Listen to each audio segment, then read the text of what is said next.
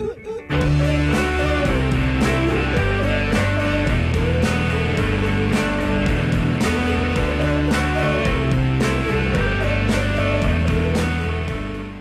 the interruption. I'm Sam Mulberry, joined as always by Annie Berglund. Hey, Sam, what are your first impressions of the first two response paper assignments for our CWC students? Do you have any writing advice for them at all? Annie. I feel like students did pretty well on these opening assignments.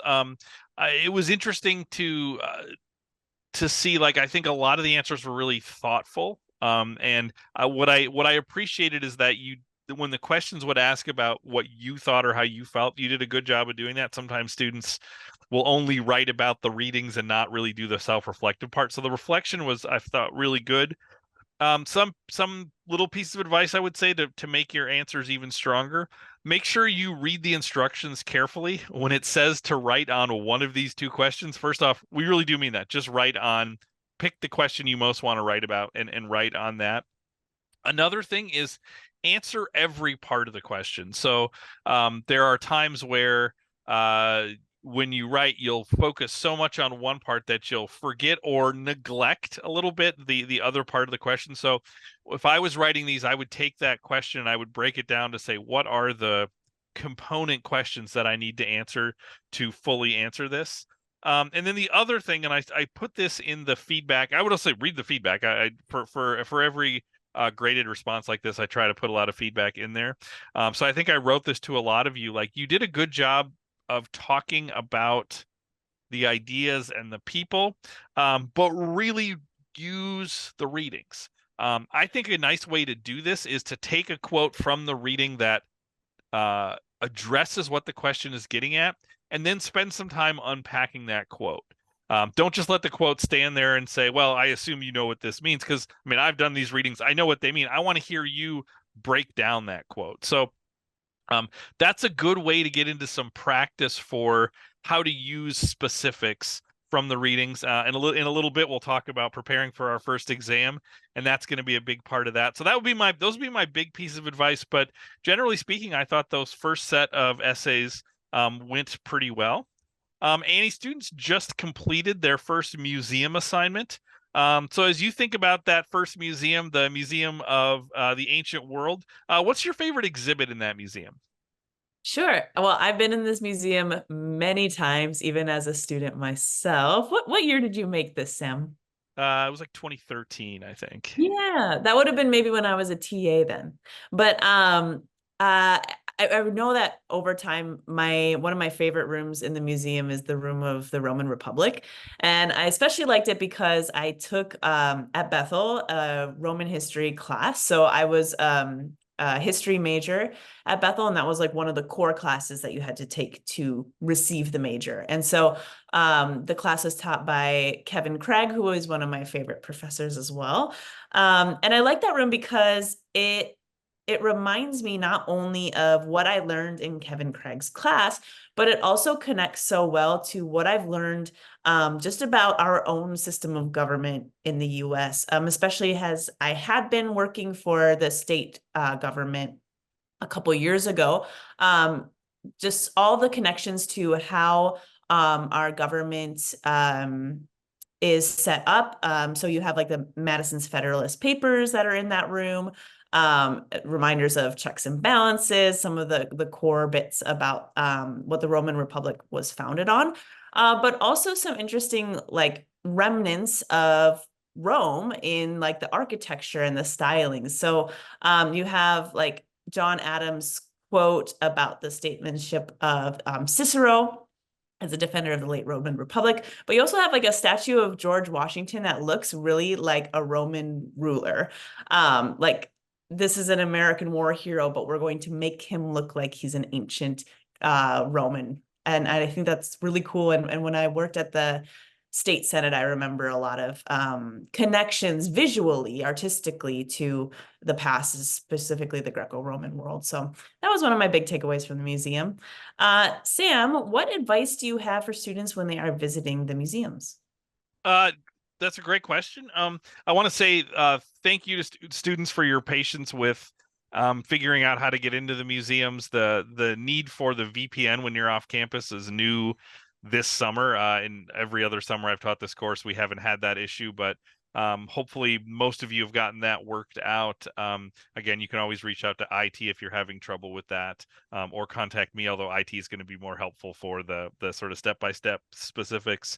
In terms of advice, I would say, I mean, we created these intentionally to not be entirely linear, right? I mean, if we wanted to just say, you look at this, then you look at this, then you look at this, we could have just made a PowerPoint for you to go through. So one thing is, like, think about these as actual spaces you're exploring.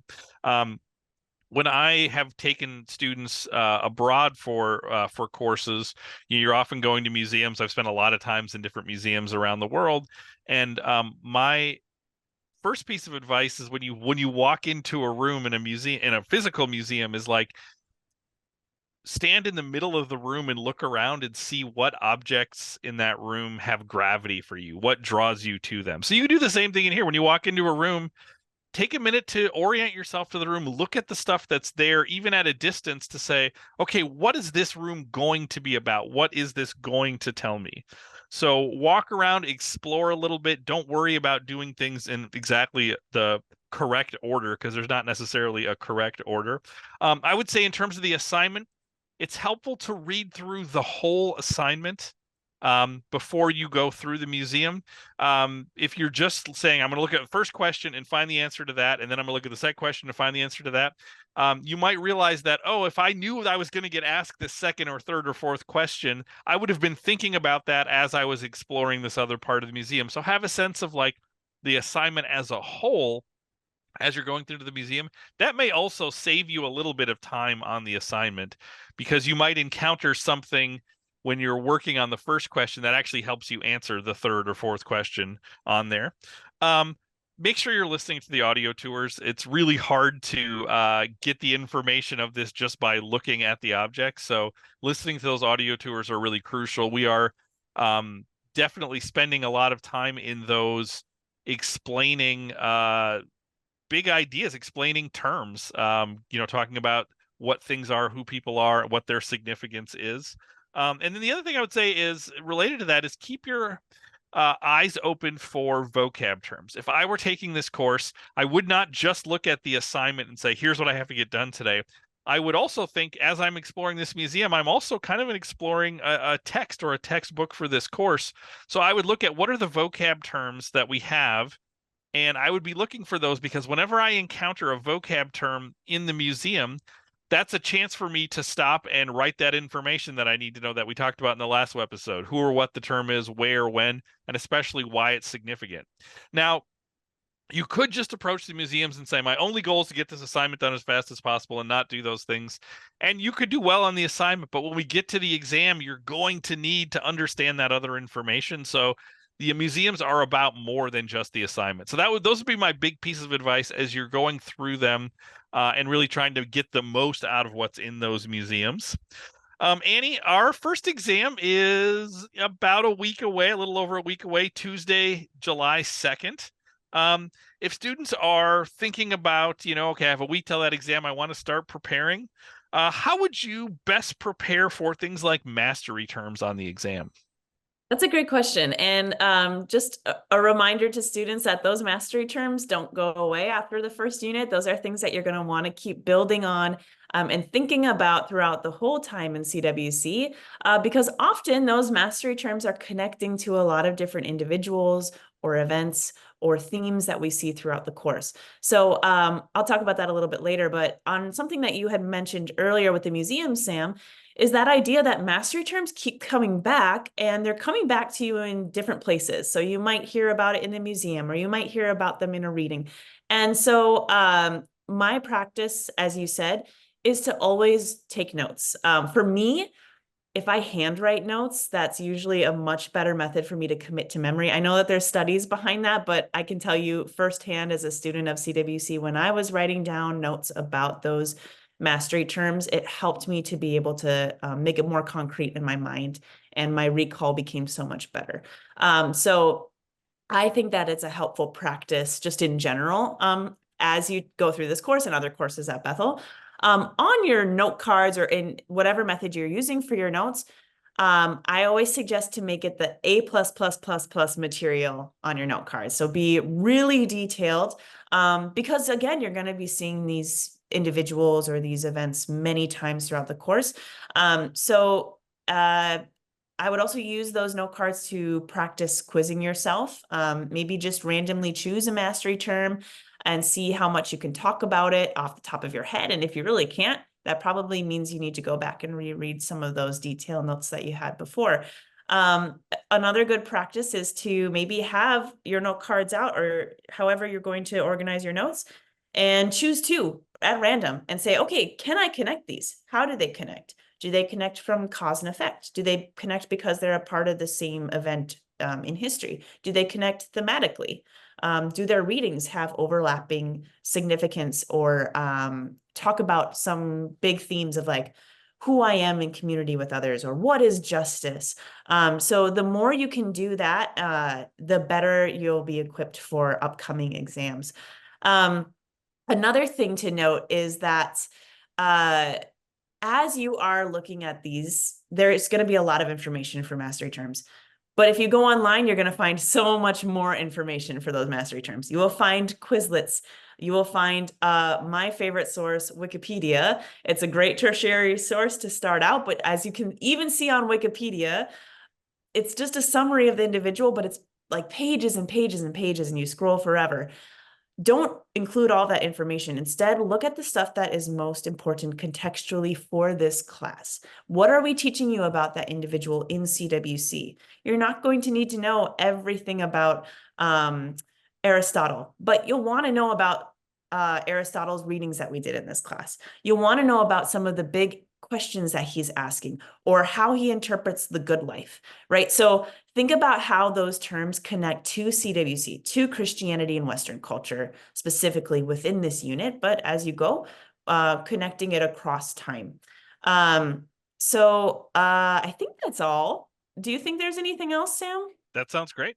And we'll have Yeah. some more practice with this in future museums before we get to that first exam. So And so as you're preparing for your exam, which is on July 2nd, yes, it is is. that correct? July 2nd, Wednesday. How do you best prepare for the exam essay? The first prompt asks about what are the most prominent features of the culture into which Jesus was born. Sam, how can they prepare for that essay? Yeah, so in the study guide, we have these essay themes. Now, those aren't exactly what the essay is going to be, but they're there to point you to what an essay question might look like. Now, these essay questions are going to be the biggest single question on the exam. They'll be worth about 30% of your exam score. But because the exams are open note and open book, those themes are there to help you prepare. So if you want to write a good essay on the exam and you want to get as many of those points as you can, you want to start thinking about those theme questions. So the way that I would do that is I would look at those theme questions and I would start to think about, where can I cluster readings or terms around those questions or parts of those questions that then I can use when I'm answering the essay on the exam. So, for example, if we look at that first essay theme, we've covered a lot of this already, right? It's talking about the prominent features of the world and the culture into which Jesus is born. So if we think about that, there's really three prominent areas that you want to think about. You want to think about kind of Greek cultural things, philosophy, ideas, things like that. You want to think about Jewish religion. And you want to think about Roman culture and particularly Roman politics. So if I was preparing this theme, I would say, okay, what are examples of terms and readings that speak to the Greek cultural context that Christ is born into? Likewise, what are Jewish terms or readings that shape the religious cultural context that Christ is born into? Likewise, what are Roman readings, terms that shape the kind of cultural, political context that Christ is born into? So then I would be ready. So if I get a question that's somewhere around that, just by doing that, I already am loaded a little bit to say, here are some things that I can talk about there. And then start to think not only about terms, but think about the readings. And when you pick a reading out and say, oh, this reading speaks to the Greek cultural context, the world in which Christ is born, take a quote from that reading which speaks to that and put that in your notes for that as well. Because when you're writing your essay answers, because this is open book and open note, the strongest answer is going to draw on the reading specifically. And just like with the essays you're writing in response to the films, I'm going to be looking for use specific quotes from the reading. Let the author speak with their own words.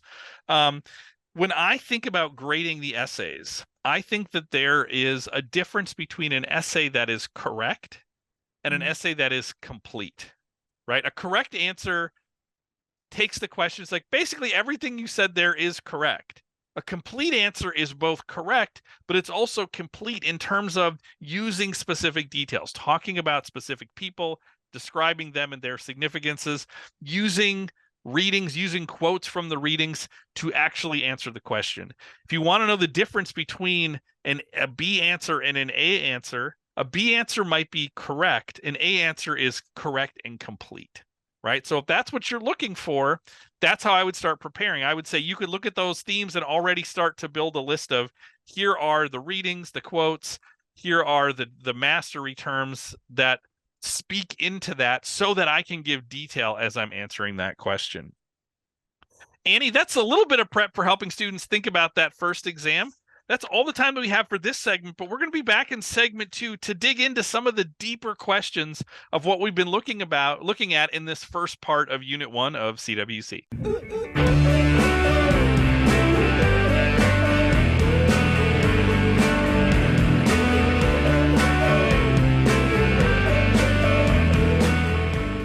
Welcome back to segment 2. Today we're going to play a game called Make the Case. We have 3 historical debates, and Annie and I are going to debate answers to those questions. And you know what? We don't even know what answers we're going to have to debate for. So for each question, I have answers in envelopes. Annie, you're going to randomly pick one of these envelopes, and that's going to be the answer you need to argue for.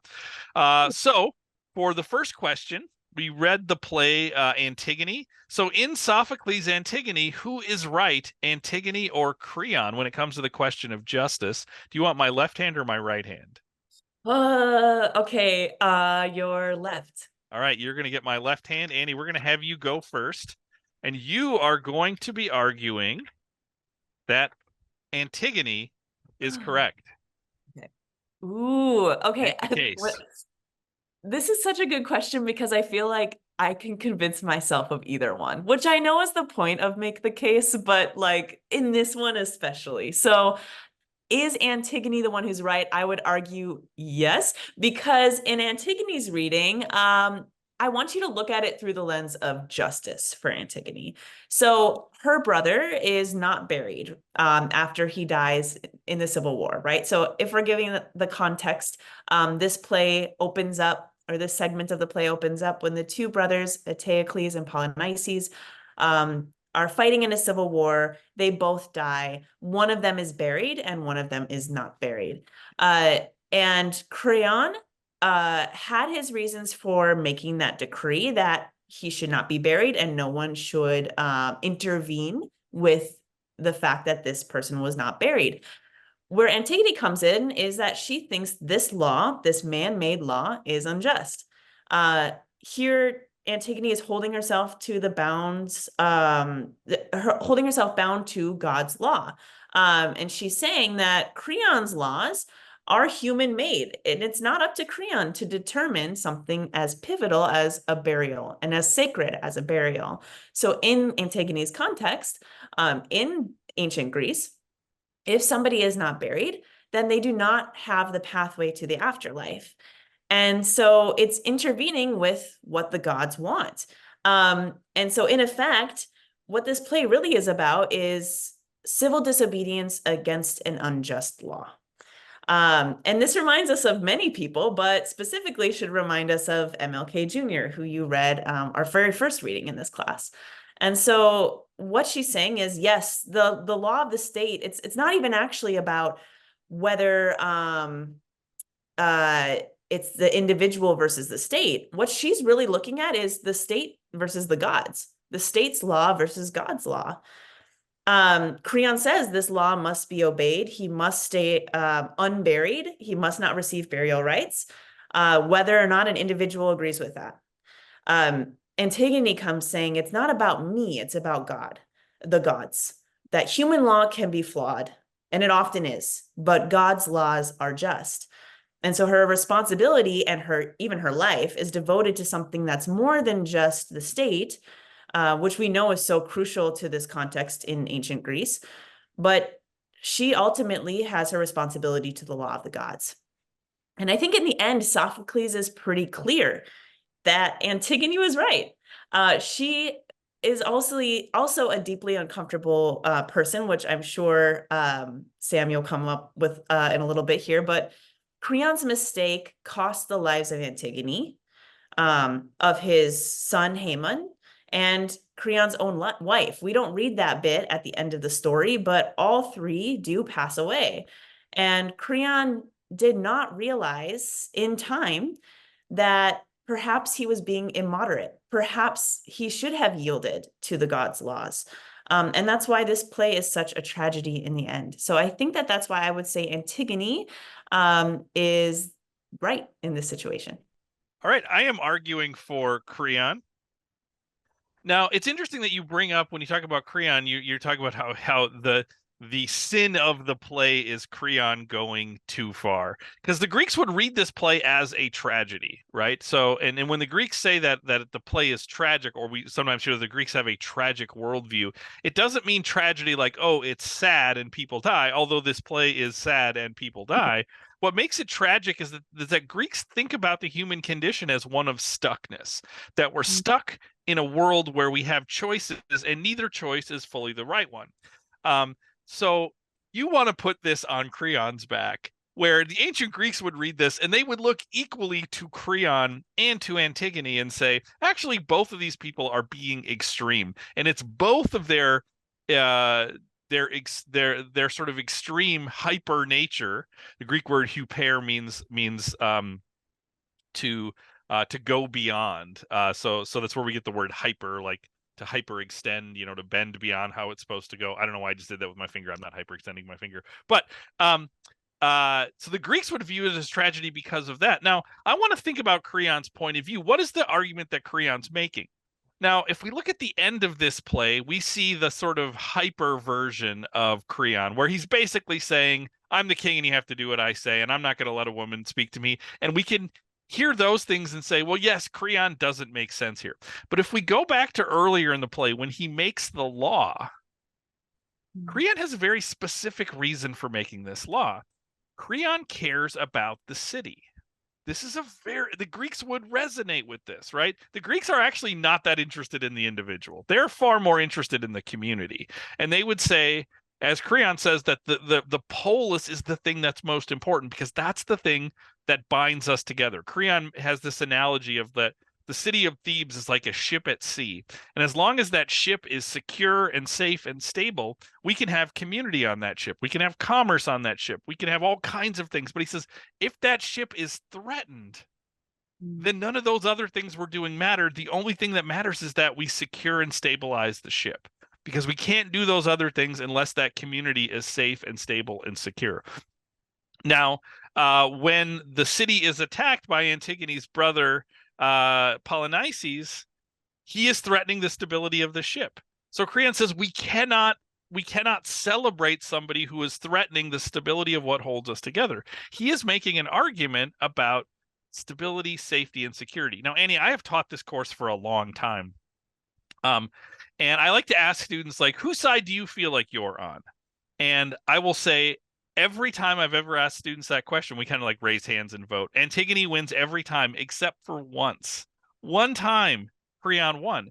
And it's interesting because the reason I point this out is this has to do with context. The first time I taught this course was the fall of 2001. I taught this reading on September 13th, 2001. So 2 days after 9/11. And it's interesting because in that context, all of my students were saying all this stuff Creon is saying about security and order, that resonated with them. So I think your argument, and sometimes the way we feel about Antigone, comes very much from a cultural context that thinks about the individual pushing back against big systems, when if we take a step back and say, if we focus ourselves on the community, that actually Creon is making a good point about we need to do things that stabilize our community, and that the laws need to matter, right? That you can't pick and choose when we're going to apply laws and when we're not. You can kind of hear echoes of Socrates is talking in the Crito here. So that's why I think Creon actually has a really, really good point to make. All right, Annie, we're on to our second question. Our second question is, what is a better form of government, Athenian democracy or the Roman Republic? So do you want left or right? We'll do left again. All right, you're going with left. Do you know which one it is? I don't. I really don't. I even have like security envelopes here, so I can't see into Like, them. mix it around. Yeah. So you are arguing for the Roman Republic. Ooh. Okay. Do you want me to start, or maybe Why don't you you go start? first? Yes. Okay. Okay.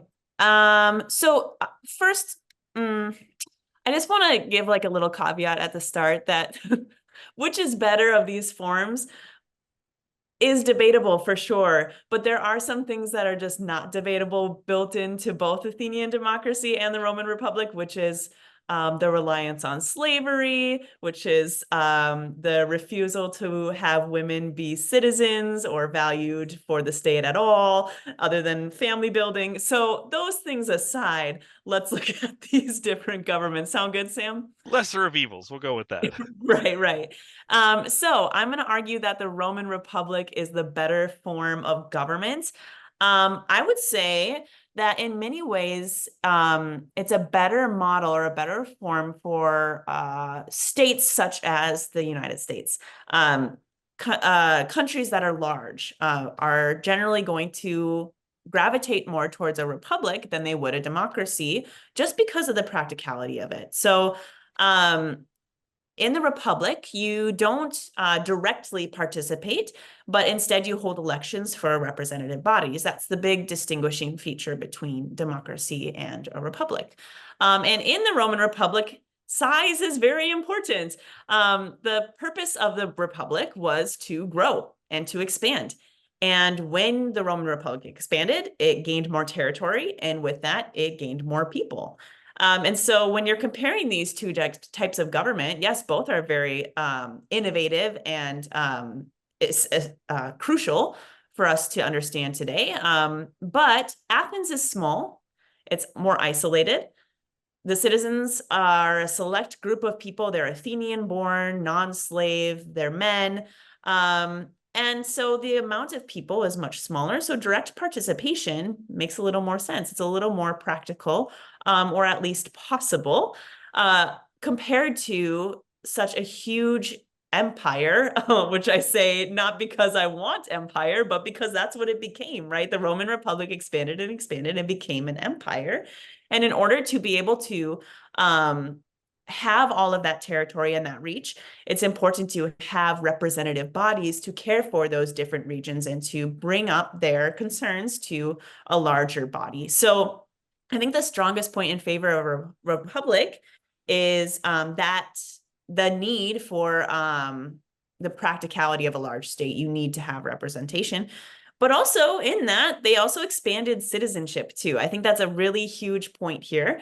The Athenian model, we don't really see that expansion of citizenship. Surely we don't see the expansion of empire. We read about the Melians and their demise under the Athenians. And certainly there was a lot of bloodshed and warfare by Romans as well. But if we think about that expansion of citizenship, that lends to the Republican model. So Sam, how about Athenians? Well, Athenian you did my work for me. I'm talking about the Athenian democracy. So I mean, part of this is that, and again, you're not choosing this argument. You're given this argument. You're right. The Roman Republic really is built for expansion and empire, but maybe that's not actually what we're built for. Maybe that's not the best thing to say.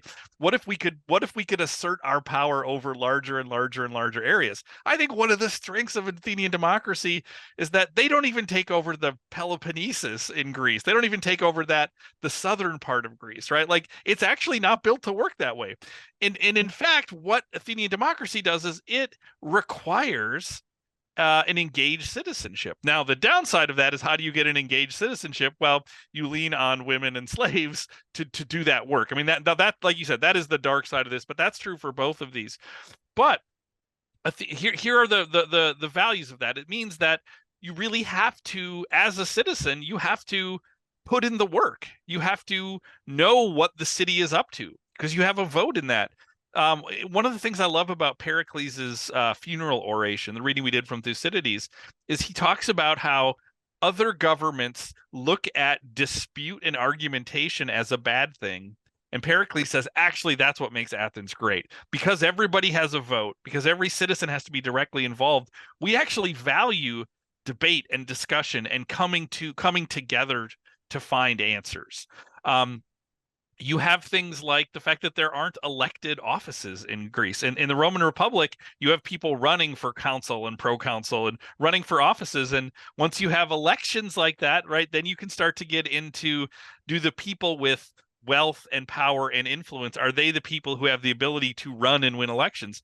In Athens, if you're a citizen, positions are drawn by lot. You're on a jury, or you serve in these different functions in the city because your name is drawn. Right, so it requires that of its citizens. So that's a check on corruption. I actually think another interesting thing is, in the museum they talked about the idea of ostracism, the idea that once a year they would, the people of Greece, of Athens, would vote to say, is there anybody who's too powerful right now that we should make them just go away for a while? Because what they want to do is curb the influence of any one person. They're very afraid of tyrants. There's a history of tyrants in Greeks and in Athens past, and that's what they're really concerned about. So actually, the Athenian democracy is about discussion, debate, about an engaged polity, and it's intentionally built not to get any one individual to get too powerful, but even also for Athens to not to get too powerful. And Athens doesn't have a physical geopolitical empire, but what the Athenian democracy does produce is an empire of the mind, right? Mm-hmm. Think about all the great philosophers that come out of Greece and come to kind of culturally dominate the Mediterranean world, the world of the Roman Republic and the Roman Empire. I think that's no mistake. I think that if I'm buying what Pericles says, and I kind of do, I think a democracy breeds thinkers like that. I think it's not a mistake that we see these folks coming out of Athens and not out of Sparta, right? I think there's something to that. So that's my case for why maybe Athenian democracy is the best of these systems. All right, last question, Annie. Who is the more important philosopher for Christians to wrestle with, Plato or Aristotle? Ooh, okay, there is one that I want more than the other one in this one, but I won't tell you. Let's go right this time. All right, you're going right. And you are going to be arguing for Plato. Okay, straight face. Is that who you wanted? Don't know. You don't you're know. Not going to tell me. You'll never know. No, you'll never know. Go for it. Oh, I'm starting? Sure. Okay. Sure, chronological, I guess that makes sense. Well, without Plato, you can't have Aristotle. So I feel like that argument done, but I guess I'll just keep going. So for Plato, I think an important thing, and the question is not which one is better, or should you be a Platonic Christian or an Aristotelian Christian? The question is, what is better to wrestle with? And I think they both have a lot of elements that are really good for wrestling. Maybe Plato's is more of an intellectual wrestle, where Aristotle might be more of a practical or a habitual kind of wrestling. For Plato, the way that he talks about how we find truth directly relates to scripture, right? We know that the authors of the New Testament were steeped in Platonic thought. We see that throughout. It's an important thing to understand if we want to be good readers of scripture and understand the context of these writers and what they're trying to say. Because we don't read the original text.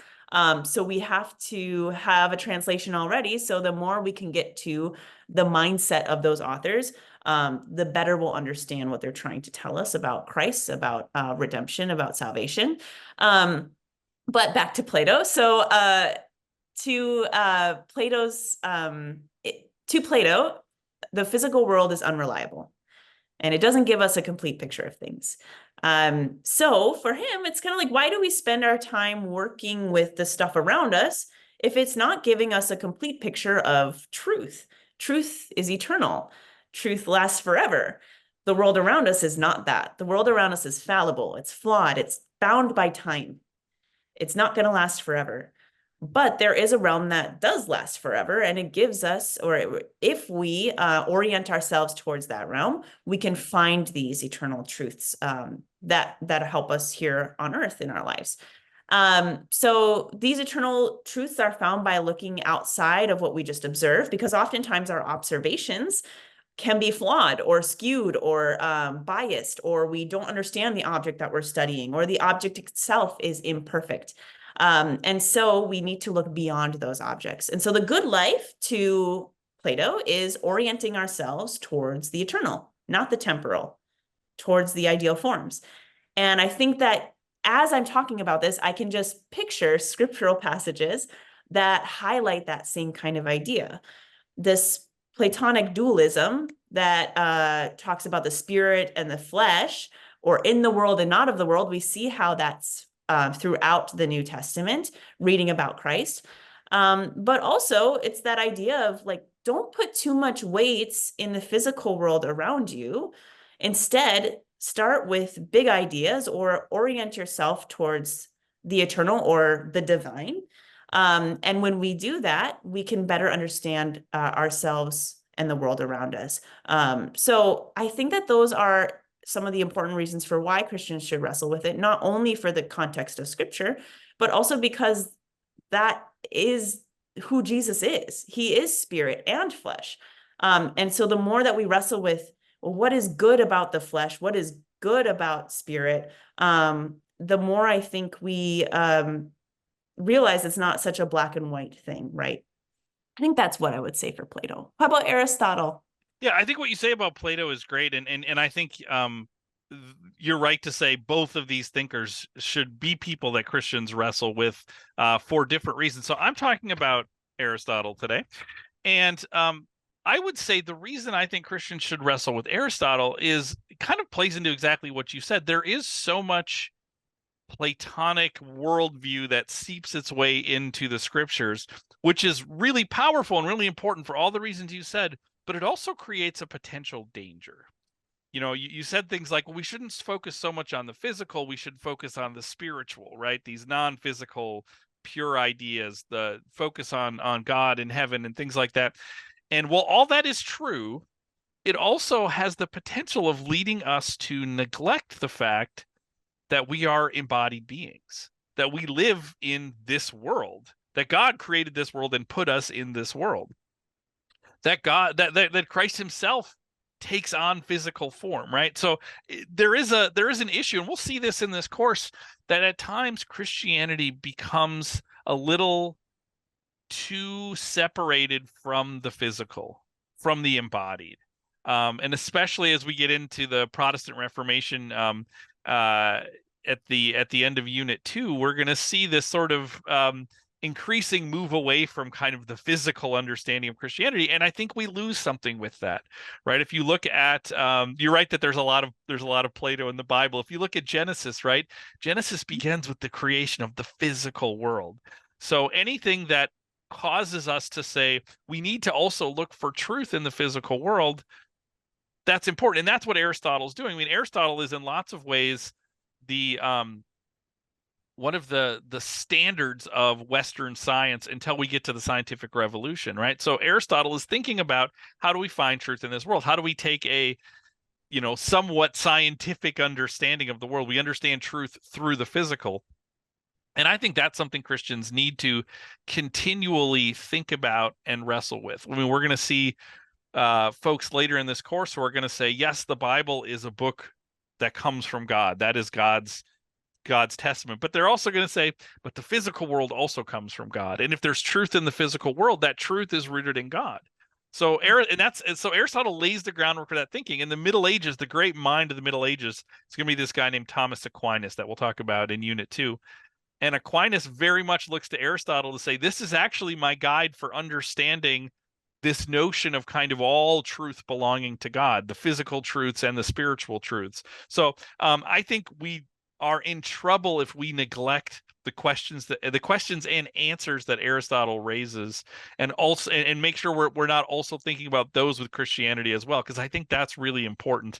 In some ways, Plato's like too easy to find in Christianity, and Aristotle sometimes might be a little too hard. And I think it's important that we do that hard work. So students, we have made our case on each of these. Now it's your turn to do two things. If you look right below this video on Moodle, there is a link to a place where you can vote to say who won each of these debates. Annie and I are very competitive. We're good friends, but we like to compete. We like to win. So we want to know who you think made the most convincing arguments on each one of these debates.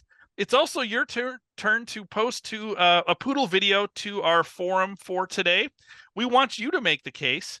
Of all the people you've encountered so far in the ancient world, whether it's in a museum, readings, films, webisodes, who are the two people that you think have the most to teach 21st century Christians? So make a Poodle video where you tell us who those people are and make your case for why you think they're so important, why you think they have so much to say to us as 21st century Christians. Annie, that's all the time we have for this segment. We'll be back in just a few seconds to wrap up the show.